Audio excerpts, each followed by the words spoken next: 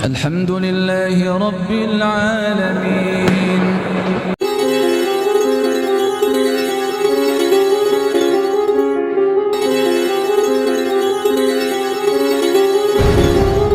Apapun itu bulan haram diistimewakan oleh Allah Subhanahu wa taala, amal-amal kebajikan dilipat gandakan, dan juga peringatan buat kita bahwa di bulan haram perbuatan-perbuatan maksiat diperbesar ancamannya.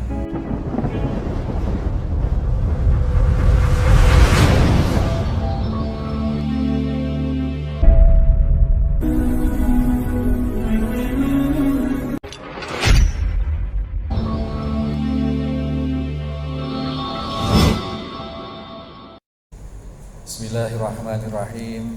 Assalamualaikum warahmatullahi wabarakatuh. Ma'asyiral muslimin wal muslimat, jamaah salat subuh Masjid At-Taqwa Waringin Anom Situbondo, rahimani wa rahimakumullah. Kita berada di bulan Dzulqa'dah, bulan di mana mendekati akhir tahun Hijriah.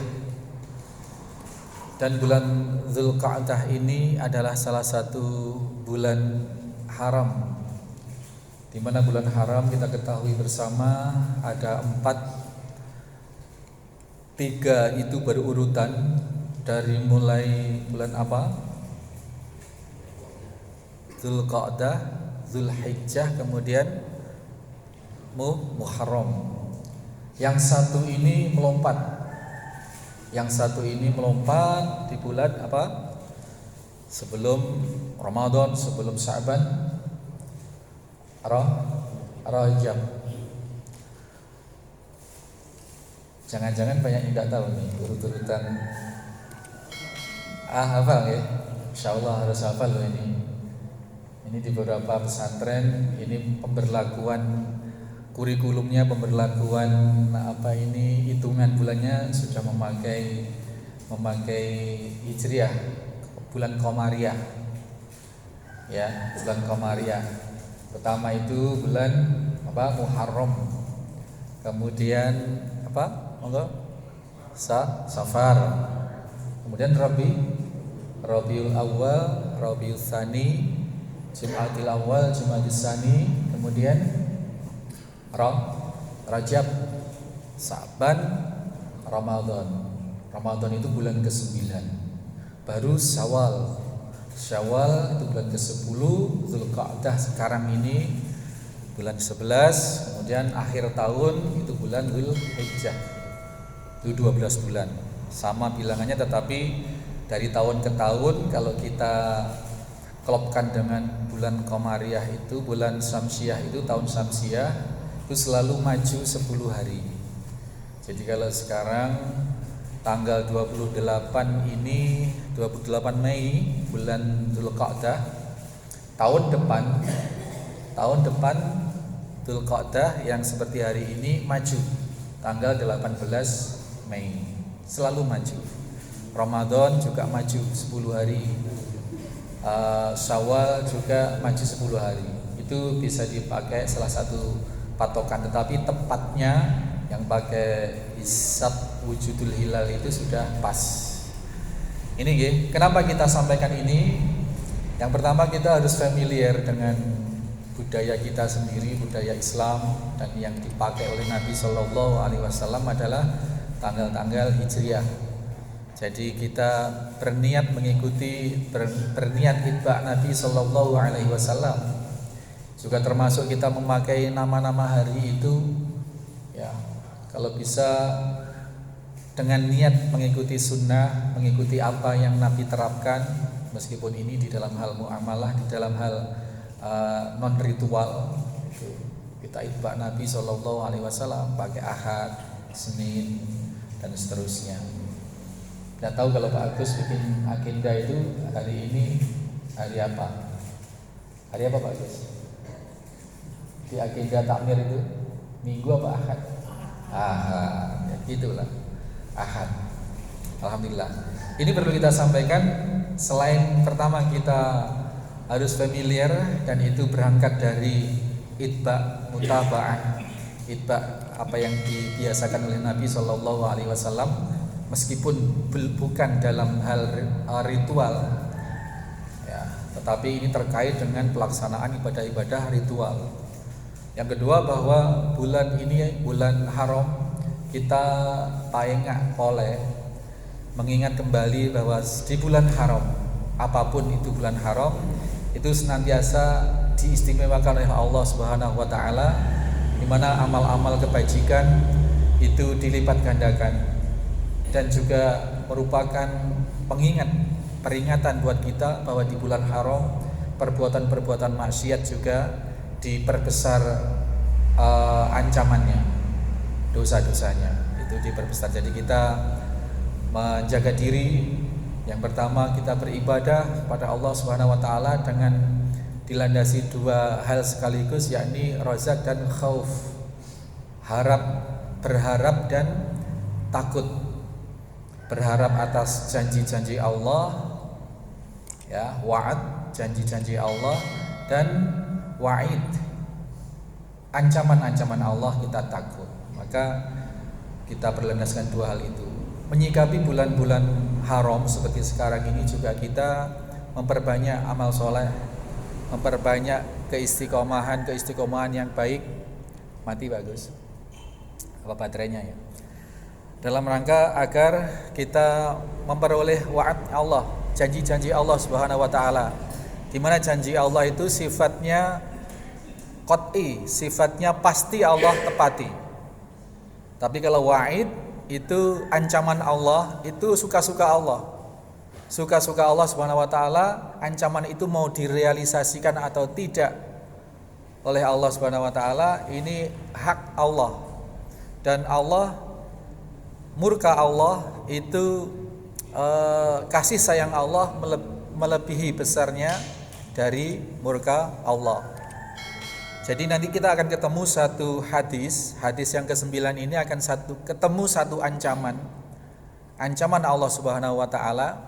Tetapi menyikapi ancaman Allah ini, kita tidak perlu pesimis, karena kalau ancaman wa'id itu kalau Allah laksanakan, pakai ini aja. Oke. Kalau yang bersifat wa'id atau ancaman Allah ini, kalau dipenuhi ancaman Allah itu, zalim apa tidak Pak Allah? Misalkan Allah Subhanahu wa taala mengancam di dalam surat An-Nisa ayat 93 itu, Mas Jaka ingat ayat 93 surat An-Nisa, wa may yaqtul, di mana terusnya? Lupa ya. Wa may yaqtul mu'minan, barang siapa yang membunuh seorang mukmin, yaitu dengan sengaja, maka baginya balasan atau al-jaza, balasan itu azab neraka jahanam, dan khalidan, kekal di dalamnya. Dia juga mendapat murka Allah Subhanahu wa taala, dan juga mendapat laknat Allah Subhanahu wa taala. Ini barang siapa yang membunuh jiwa seorang mukmin. Nah, ini ancaman Allah. Apabila Allah terapkan, apabila Allah penuhi, ini ya namanya adil, namanya keadilan.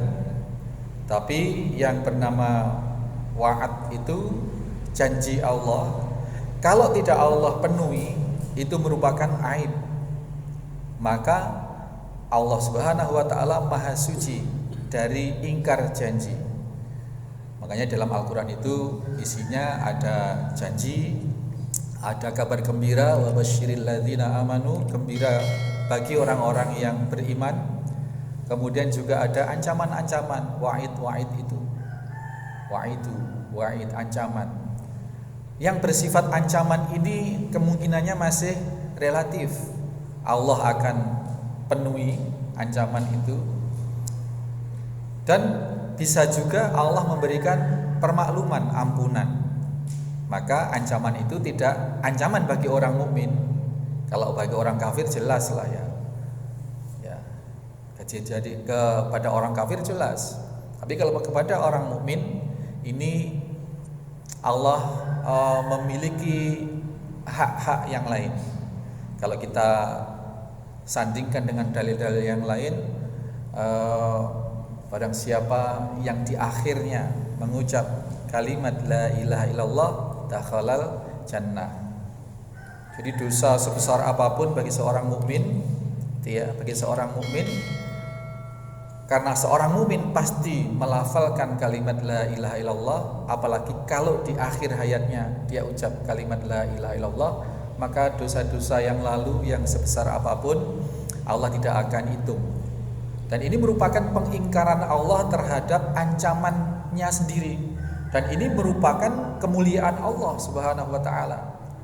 Karena mengedepankan kasih sayangnya, Rahman Rahimnya. Tetapi yang bernama janji Allah itu pantang ingkar. Karena mengingkari janji adalah aib.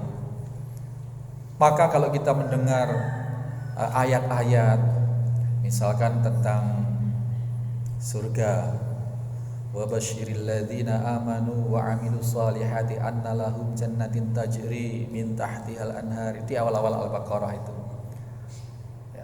Kullama ruziqu minha min samarati rizqan qalu hadzal ladzi ruziqna min qablu wa utubihi mutasyabiha. Itu ya. Jadi orang-orang yang mukmin nanti di surga, dimasukkan surga dan diberikan buah-buahan, yang buah-buahan itu ketika kita mendapati di sana nanti orang, loh ini kok mirip dengan buah-buah di dunia dulu, tapi tidak sama. Mutasyabiha itu serupa tapi tidak sama. Maka kalau surga menggambarkan pisang, anggur, sungai susu, sungai madu, itu hanya untuk mengantarkan gambaran akal kita, Pak. Tetapi sesungguhnya hakikatnya tidak sama-sama sekali. Ya, itu terus kemudian dilanjutkan, dan nanti di surga itu ada bidadari-bidadari yang masih suci, yang masih ting-ting yang masih ting-ting, dan itu diperuntukkan bagi orang yang beriman. Hal-hal yang demikian dan juga sangat banyak di dalam hadis-hadis Nabi Shallallahu Alaihi Wasallam tentang janji-janji Allah yang bersifat wa'ad itu pasti Allah akan penuhi.